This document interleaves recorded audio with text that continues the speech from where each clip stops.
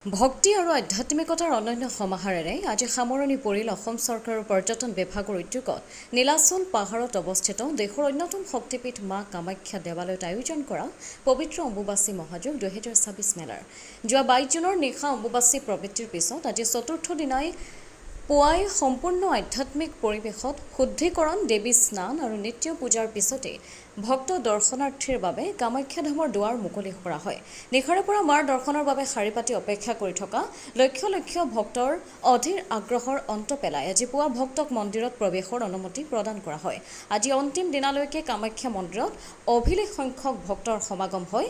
এবাৰ অম্বুবাচী উপলক্ষে কামাখ্যা মন্দিৰত 7,96,777 গৰাকী ভক্ত দৰ্শনাৰ্থীৰ আগমন ঘটে। মেলাত 75 গৰাকী বিদেশী ভক্তৰো সমাগম হয়। বিগত বৰ্ষত অম্বুবাচী মহাযজ্ঞ মেলালৈ ভহা ভক্ত দৰ্শনাৰ্থীৰ সংখ্যা আছিল 7,72,019 গৰাকী আৰু 42 গৰাকী বিদেশী ভক্ত দৰ্শনাৰ্থীৰ আগমন হৈছিল। উল্লেখযোগ্য যে 2013 চনৰ পৰা পৰ্যটন বিভাগে অম্বুবাচী মেলাৰ আয়োজন কৰি আহিছে।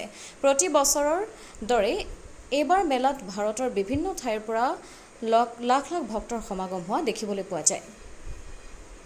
ব্যুৰ ৰিপৰ্ট অমৃত নিউজ 24/7।